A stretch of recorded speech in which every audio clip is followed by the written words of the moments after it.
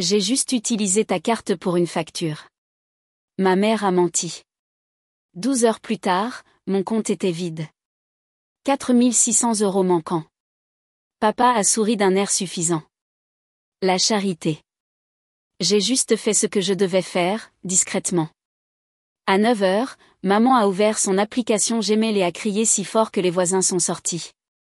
Un mois avant que tout ne tourne au vinaigre, j'étais rentrée pour l'anniversaire de ma mère.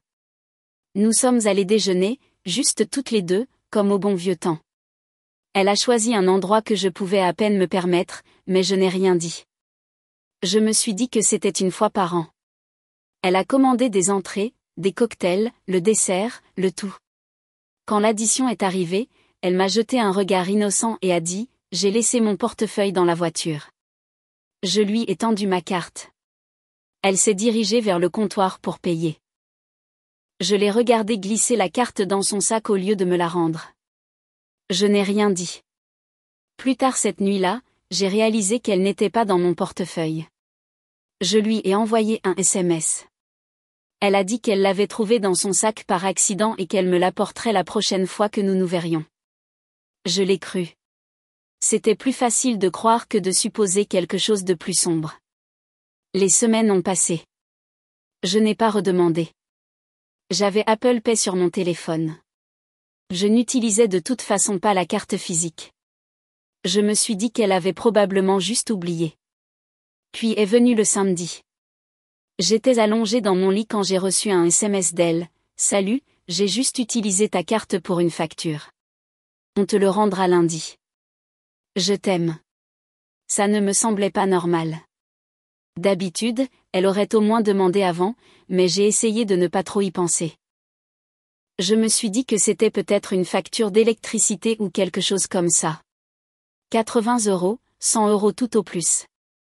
J'étais agacée, mais pas choquée. Pourtant, quelque chose me tracassait toute la journée. Vers 22 heures, j'ai cédé et j'ai ouvert mon application bancaire. 12,33 €. L'estomac m'a noué. J'ai rafraîchi l'écran 2 fois, espérant que ce soit un bug. Puis j'ai ouvert l'historique des transactions. Il y avait 3 retraits massifs. 1800 €, 1200 €, 1600 €, tous listés comme des virements internes, tous espacés de quelques heures, tous le même jour. J'ai fixé l'écran pendant un moment avant de l'appeler. Pas de réponse. Je lui ai envoyé un SMS. Rien. J'ai appelé mon père. Directement sur sa boîte vocale. J'ai à peine dormi. Je suis restée là toute la nuit à rafraîchir mon compte bancaire comme si les chiffres pouvaient changer. À un moment donné, j'ai envoyé un message à mon ami Théo. C'est un avocat. J'avais juste besoin de savoir quelles étaient mes options. Je lui ai envoyé des captures d'écran, lui ai dit que la carte était en sa possession depuis un moment, que je n'avais jamais donné l'autorisation pour ses virements. Il n'a pas posé de questions. Il a juste dit « Transmets-moi la liste complète des transactions et leurs adresses e-mail. » Dimanche matin, j'ai pris ma voiture et je me suis rendue chez eux. Je ne les avais pas prévenus. J'avais toujours une clé de rechange. Leur voiture était dans l'allée, alors je suis entrée. Je me suis assise sur le canapé et j'ai attendu. Il était un peu plus de 8h30. À 9h exactement, j'ai entendu la vibration de son téléphone sur la table basse. Elle avait reçu une notification Gmail. Elle l'a pris, l'a ouvert et a poussé un cri. Un vrai cri guttural. En quelques secondes, j'ai entendu des voix dehors. Les voisins sont sortis sur leur perron. L'un d'eux s'est même approché de la porte et a frappé pour s'assurer que tout allait bien. Ma mère n'a pas ouvert la porte. Elle était figée, fixant son téléphone. Mon père est arrivé de la cuisine et a demandé ce qui se passait. Elle lui a tendu le téléphone. Il a lu l'écran et a lâché un rire sec. La charité, a-t-il marmonné en secouant la tête. C'est là que j'ai su qu'il n'avait pas utilisé l'argent pour une urgence. Il n'était pas en retard sur les factures. Il n'était pas en danger de perdre la maison. Ils l'ont pris parce qu'ils le pouvaient. Je n'ai rien dit, j'ai juste regardé. Ce qu'elle venait de lire était une lettre de mise en demeure formelle envoyée par Théo, adressée à tous les deux. Elle exposait l'utilisation non autorisée de mon compte, le fait que la carte était en sa possession sans permission, et le montant total retiré. Elle leur donnait 72 heures pour rendre chaque centime ou faire face à un procès civil. Elle n'a pas crié parce qu'elle se sentait coupable. Elle a crié parce que quelqu'un l'avait démasquée. Après le cri, après que les voisins soient rentrés chez eux en murmurant « Dieu seul sait », ma mère est restée figée, serrant son téléphone comme s'il l'avait brûlé. Mon père a lu l'email, lui a jeté un regard qui disait « Je te l'avais dit », puis s'est tourné vers moi. Il a souri. Pas un sourire chaleureux. L'une de ces petites expressions suffisantes que les gens font quand ils pensent qu'ils ont toujours le contrôle de la situation. Allez, Léa. Ne dramatise pas. C'était la première chose que l'un d'eux m'ait dite. Je n'ai pas parlé. Je n'allais pas supplier pour mon propre argent. Je n'allais pas discuter de ce qu'ils avaient fait. J'ai juste attendu. Ma mère a finalement réagi et s'est lancée dans un discours. Pas des excuses, pas une explication, un discours sur la difficulté des choses ces derniers temps, sur les difficultés financières, sur le fait que je ne comprenais jamais ce que c'était d'être responsable d'une famille. Elle a dit que oui, peut-être qu'il était mal de ne pas demander, mais ce n'était pas comme s'ils l'avaient volé. Ils avaient juste utilisé ce qui était déjà dans la famille. C'est à ce moment-là que j'ai réalisé que ce n'était pas une erreur qu'ils admettraient. Ils pensaient sincèrement qu'ils avaient le droit. Quand je n'ai pas répondu, ma mère a changé de tactique. Elle a parlé plus fort, a dit qu'elle avait prévu de me rembourser, que je n'avais pas le droit d'étaler nos problèmes en public et de lui coller un avocat, que ce que j'avais fait était irrespectueux, agressif, ingrat. Elle a dit que le pire dans tout cela n'était pas l'argent. C'était que je me sois retournée contre mes propres parents. Je lui ai posé une question, où est ma carte? Elle a cligné des yeux. A dit qu'elle n'était pas sûre. Peut-être était-elle dans un tiroir quelque part. Je ne l'ai pas cru.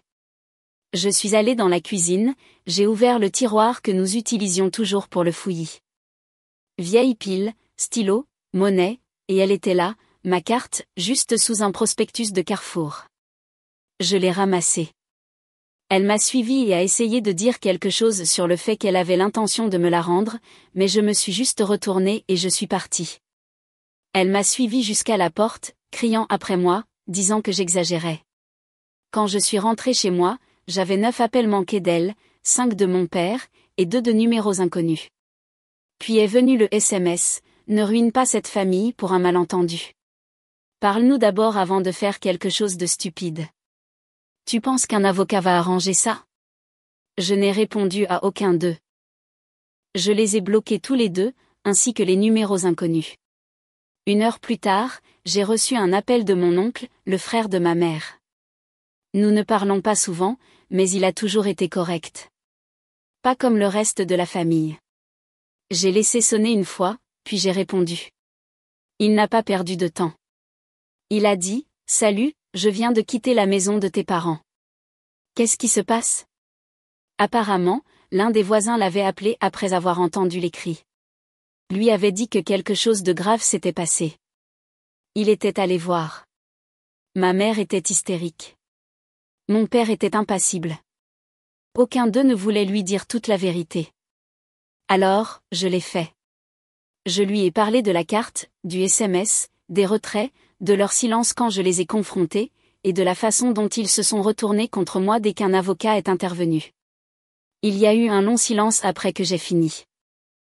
Puis il a dit, « Tu dois porter plainte à la police. Même s'ils n'agissent pas, cela crée un dossier. Tu ne veux pas qu'ils retournent la situation et fassent croire que tu leur as donné la permission. » Je savais déjà qu'il avait raison. Je lui ai dit que je le ferais le jour même, alors je l'ai fait. J'ai imprimé le relevé bancaire, le SMS de ma mère et une capture d'écran de l'email de mise en demeure que Théo avait envoyé. Je suis allée au commissariat vers 17h30. C'était calme. J'ai dit à l'officier à l'accueil que je devais signaler des retraits non autorisés par un membre de ma famille. Il n'a pas semblé impressionné. Il m'a posé quelques questions, a noté des choses, puis a dit, « Cela ressemble à quelque chose de civil, pas de criminel. » Je lui ai demandé carrément, si quelqu'un que je ne connais pas prend ma carte et l'utilise sans permission, c'est un vol. Mais si ma mère le fait, c'est juste une affaire de famille? Il n'a pas répondu. Il m'a juste donné un formulaire et m'a dit qu'il le garderait dans leur dossier. Je suis partie avec un numéro de dossier. C'était suffisant. Quand je suis rentrée chez moi, j'ai appelé Théo, lui ai raconté ce qui s'était passé. Il n'a pas perdu une seconde.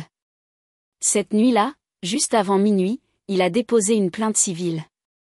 Le lendemain matin, j'ai reçu un email. C'était de Théo.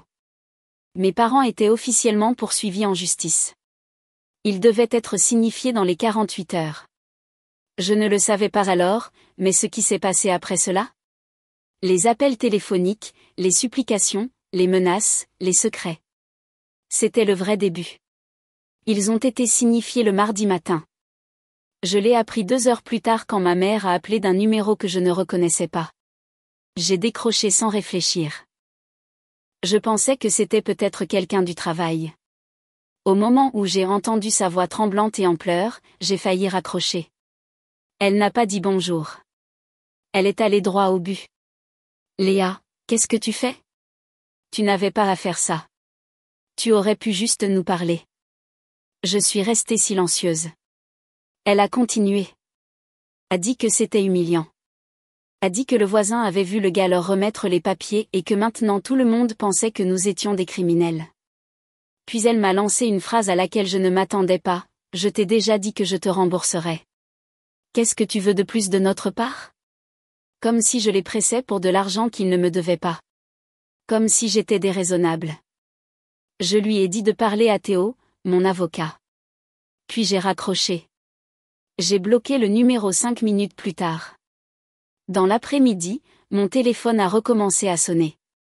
Cette fois, c'était mon père. Je n'ai pas décroché. Il a continué d'appeler. 5 appels manqués en moins de 30 minutes. J'ai finalement répondu au 6e. Il n'a pas crié, n'a pas pleuré. Il a parlé comme s'il était en train de conclure une affaire. Calme, répété. Il a dit que ce qui s'était passé était moche mais réparable et qu'il était prêt à arranger les choses. Mais que je devais abandonner le procès avant que les choses n'aillent trop loin. Puis est venu l'avertissement, glissé dans une petite phrase discrète comme si cela ne signifiait rien. Tu sais, ces choses ne nous blessent pas seulement nous, elles te blessent toi aussi. Tu regretteras de traîner le nom de ta famille devant les tribunaux. C'est là que j'ai réalisé qu'il n'avait jamais eu peur d'avoir tort, juste peur d'avoir tort publiquement. Je n'ai pas répondu. J'ai juste mis fin à l'appel. Cette nuit-là, il est apparu devant mon appartement. Il est resté longtemps à la porte, a frappé, a appelé mon nom, a dit qu'il voulait juste parler. Puis, quand je n'ai pas répondu, il a dit quelque chose qui m'a glacé le sang, tu ne gagneras pas ça. C'est ta parole contre la nôtre. Sois intelligente. Je n'ai pas ouvert la porte, mais j'ai tout enregistré. J'ai envoyé l'audio à Théo. 10 minutes plus tard, il a appelé. Il t'a menacé. Ce n'est pas rien. Je n'étais pas vraiment effrayée, pas de lui. Mais j'étais en colère d'une manière qui me semblait lourde, comme si j'en avais fini de jouer la défense. Théo m'a de nouveau demandé si je voulais régler l'affaire s'il faisait une offre. Je n'ai pas répondu.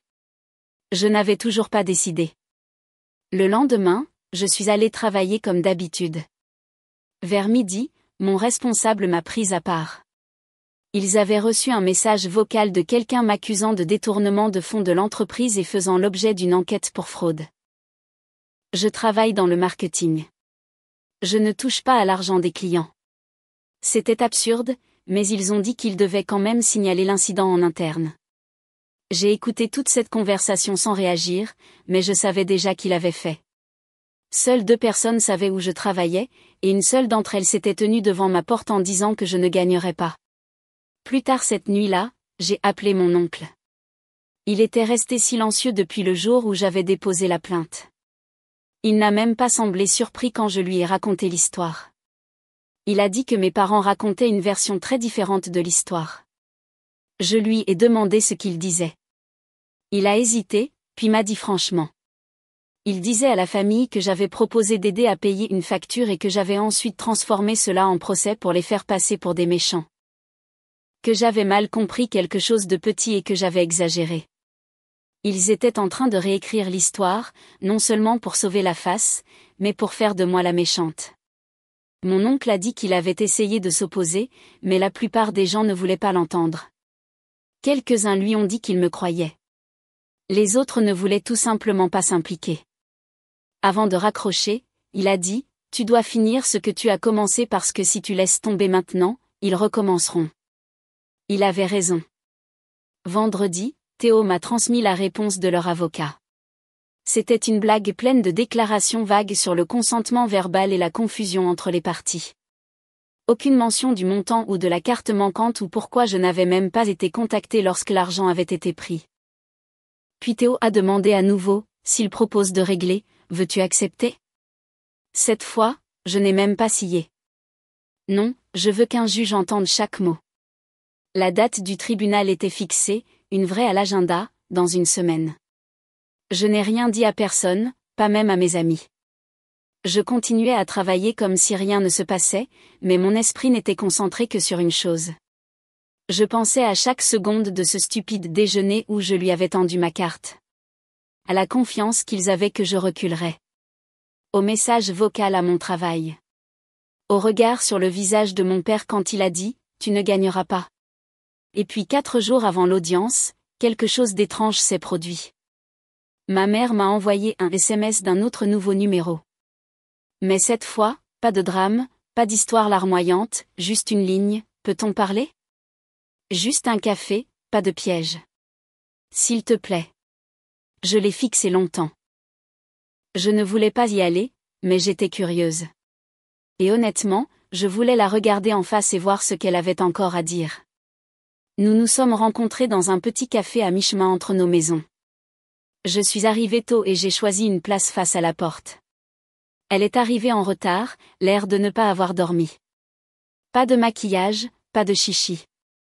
Elle s'est assise et n'a rien commandé. Elle a sorti une lettre de son sac, tapée, signée, une excuse formelle, disant qu'elle avait pris l'argent sans permission, qu'elle le regrettait, qu'elle rendrait chaque centime. Je ne l'ai pas touché. Puis elle a sorti un chèque. Il était à mon nom pour 4 600 €. Le montant exact. Je ne l'ai pas touché non plus. Je lui ai demandé pourquoi maintenant. Elle m'a regardé et a dit, parce que si cela va au tribunal, ton père perdra tout, son travail, sa retraite. Tu le ruinerais. Pas, nous avons fait une chose terrible.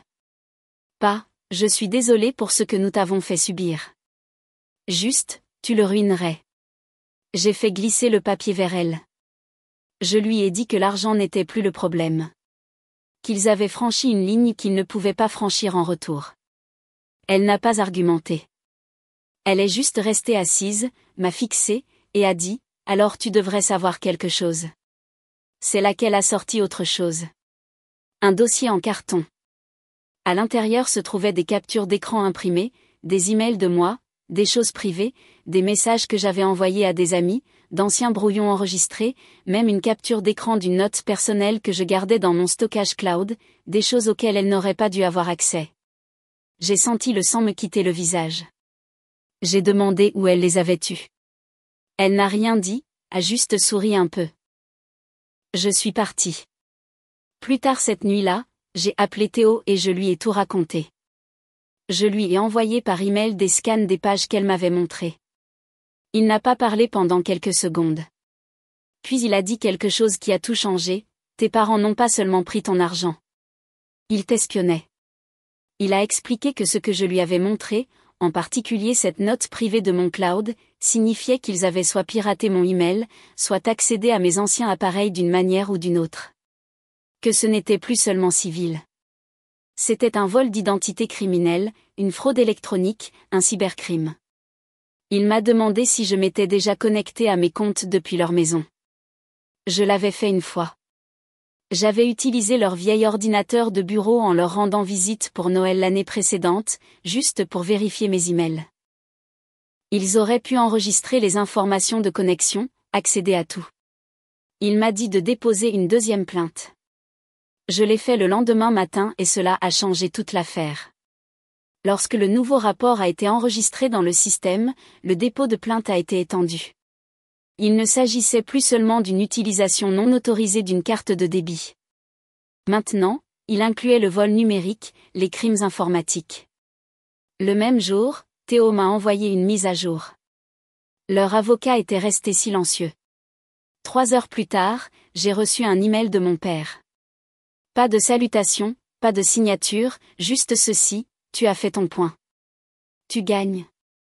Mais ne t'attends pas à être notre fille après ça. Je l'ai lu 2 fois, puis je l'ai supprimé.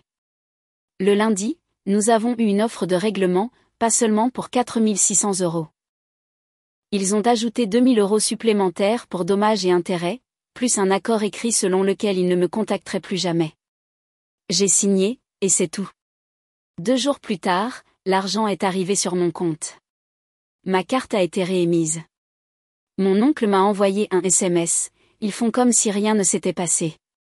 Bien sûr qu'ils le faisaient. Mais ce qui s'est passé ensuite? C'était le vrai rebondissement. 3 semaines après que tout ait pris fin, ma mère a rappelé. Je n'ai pas répondu. Elle a laissé un message vocal. Elle était malade. Pas une fausse maladie. Quelque chose de grave. Elle a dit que mon père voulait parler. A dit qu'ils avaient besoin d'aide. Et j'ai écouté tout le message sans rien ressentir. Cela faisait 3 semaines de paix. Pas de SMS, pas d'appel téléphonique, pas de visite surprise. J'avais commencé à mieux dormir.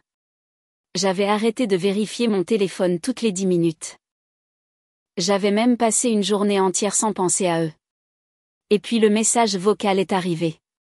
C'était la voix de ma mère, mais plus faible, tendue, comme si elle essayait de ne pas pleurer. Elle a dit qu'elle avait fait des tests, que les résultats n'étaient pas bons. Quelque chose à propos d'une masse, quelque chose à propos d'autres scanners nécessaires. Elle a dit que mon père voulait me parler. Et puis est venue la partie à laquelle je m'attendais, nous espérons que tu pourras nous aider. Je ne l'ai pas supprimé. Je n'ai pas répondu non plus. Je suis restée là longtemps à fixer mon téléphone comme s'il allait commencer à s'expliquer parce que quelque part dans cette voix, malade ou non, se trouvait la même femme qui m'avait regardé dans les yeux après m'avoir volé et avait appelé cela une affaire de famille. Le lendemain, j'ai reçu un email de mon père.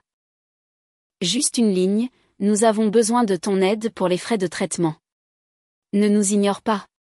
Pas de contexte, pas de pièces jointes, aucune mention de ce qu'ils avaient fait ou de ce qu'ils m'avaient fait subir.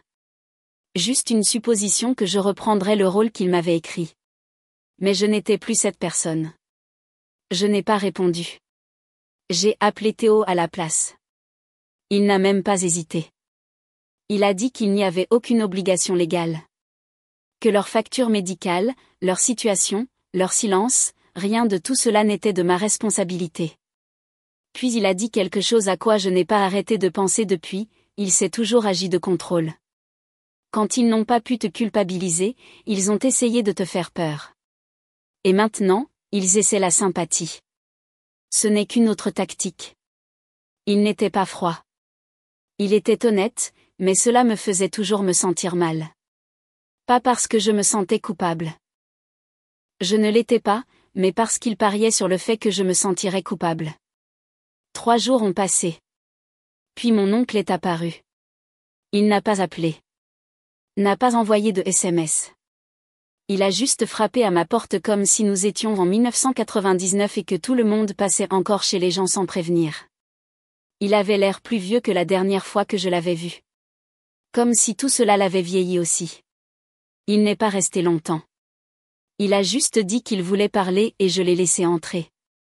Nous nous sommes assis à ma table de cuisine et il a dit, elle est vraiment malade. Stade 2, quelque chose au foie. Pas encore terminal. Traitement possible, coûteux. Puis il m'a dit quelque chose auquel je ne m'attendais pas, il pensait que cela te ramènerait. Il ne l'a pas dit comme si c'était un plan qu'ils avaient concocté. Il l'a dit comme si c'était un espoir silencieux auquel il s'accrochait. Il croyait vraiment que tomber malade effacerait tout. Il m'a dit qu'ils avaient du mal. Que mon père avait déjà commencé à vendre des biens. Que leurs économies étaient en grande partie parties. Qu'il disait à tout le monde que je n'étais pas encore prête à pardonner. Cette formulation m'est restée, pas encore prête à pardonner, comme si le pardon était en retard, comme si j'avais une horloge morale qui tournait en moi. Il a dit qu'il n'allait plus demander, que si je n'intervenais pas, il romprait les liens pour de bon. Je lui ai dit que je n'avais plus peur de cela. Il a hoché la tête. Il n'a pas argumenté. Il n'a pas insisté. Il a juste dit, je pense qu'ils espéraient que tu serais la personne la plus grande, même s'il ne l'était pas. Et puis il est parti. 2 jours plus tard, ils ont mis leurs menaces à exécution. J'ai été retiré du groupe Facebook familial. Mon nom a disparu du calendrier partagé que nous utilisions pour les vacances. Ma cousine m'a envoyé un SMS et m'a demandé pourquoi je n'étais pas répertorié comme contact d'urgence sur le fil de mai de mise à jour médicale. Je lui ai dit de demander à mes parents. Puis le blocage est arrivé. Téléphone, tout. Pas de message final, pas d'adieu dramatique, juste le silence. Ça n'a pas fait mal comme je l'avais imaginé parce que pour la première fois de ma vie, j'étais enfin hors de leur portée. Pas de culpabilité, pas d'obligation, plus de rôle à jouer. Juste moi, libre. Cela fait 9 mois. Pas un mot de l'un d'eux, pas de message, pas de mais, pas d'excuses, pas de « nous avons eu tort ». Pas même un SMS d'anniversaire passif-agressif, ce qui, pour ma mère, était pratiquement une tradition. Quand ils m'ont coupé, ils l'ont vraiment fait. C'était net, définitif, précis, comme découper une page d'un livre et prétendre qu'elle n'avait jamais été là. Au début, je m'attendais à ressentir de la peine. J'ai attendu que la vague arrive. Je me suis préparé à ces matins calmes où le silence semblerait plus lourd que leur présence ne l'avait jamais été. Mais ces matins ne sont jamais venus. J'ai continué à attendre de ressentir une perte, une vraie perte, mais elle n'est pas apparue. Ce qui est venu à la place, c'est une sorte de paix que je n'avais jamais connue dans cette maison. Une immobilité qui ne demandait rien en retour. Et j'ai réalisé quelque chose de brutal mais d'honnête, il ne me manquait pas. La version 2 que j'avais inventée pour leur survivre me manquait. Les parents que j'imaginais quand j'étais plus jeune me manquaient. Ceux qui diraient un jour, nous sommes fiers de toi et le penseraient. Ceux qui s'excuseraient et ne suivraient pas avec, mais tu dois comprendre. Ceux qui se soucieraient plus de moi que de contrôler. Ces parents n'ont jamais existé. Et quand j'ai finalement arrêté de les poursuivre, quand j'ai arrêté de leur donner des chances qu'ils n'avaient jamais méritées, toute ma vie a changé. J'ai déménagé dans une autre région, j'ai trouvé un meilleur emploi, j'ai ouvert un nouveau compte bancaire dans une autre institution avec vérification en 2 étapes, nouveau mot de passe, le tout. J'ai fait nettoyer tous mes appareils. Aucune trace d'identifiant Apple partagé, aucune connexion enregistrée, rien sur quoi il pourrait tomber accidentellement à nouveau. J'ai même changé mes contacts d'urgence à l'hôpital, juste au cas où. Ils ne savent pas où je vis maintenant et ils ne le sauront jamais. Mon oncle prend encore des nouvelles parfois. Discrètement, il ne pose pas de questions. Il envoie juste un court message toutes les quelques semaines pour dire qu'il espère que je vais bien. J'apprécie cela plus qu'il ne le sait.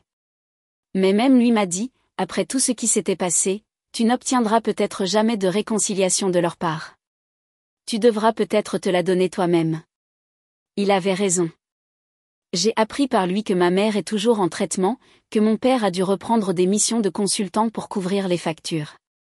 Apparemment, ils ont essayé de vendre la maison, mais le marché est mauvais et ils n'ont pas obtenu ce qu'ils voulaient.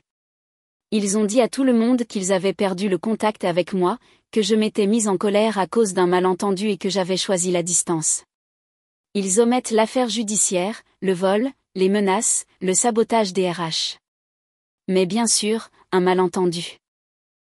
La dernière chose que j'ai jamais reçue d'eux était une vieille boîte arrivée sans adresse de retour environ 5 mois plus tard. À l'intérieur se trouvaient quelques photos d'enfance, un projet scolaire que j'avais fait en CM2, et une note avec 5 mots écrits de la main de mon père. Tu as fait ton choix. Adieu. Pas de signature, pas de date. Je suis restée assise avec cette boîte pendant des heures, essayant de ressentir quelque chose de plus grand. Tristesse, culpabilité, regret. Mais tout ce que j'ai ressenti, c'était du soulagement parce qu'il avait raison. J'ai fait un choix. Et pour une fois dans ma vie, ce n'était pas basé sur ce dont ils avaient besoin ou ce qu'ils attendaient ou comment je pouvais éviter d'aggraver les choses. C'était basé sur ce que je méritais. Les gens disent que la famille est éternelle. Que le sang est plus épais que l'eau. Que tu devrais pardonner quoi qu'il arrive parce qu'un jour tu le regretteras. Mais voici ce que personne ne te dit. La famille peut avoir tort. La famille peut te voler. La famille peut te mentir en face et ensuite te blâmer d'être blessé. Et parfois, la chose la plus aimante que tu puisses faire pour toi-même est de partir. Alors je l'ai fait. Et c'est là que cette histoire se termine. Pas de retrouvailles dramatiques, pas de câlin réparateur, pas de miracle dans une chambre d'hôpital. Juste moi, vivant tranquillement, honnêtement, pleinement avec mon compte bancaire sécurisé, ma paix intacte, et pas une seule partie de moi ne souhaitant être restée. Ils ont pris 4 600 €, mais j'ai repris toute ma vie.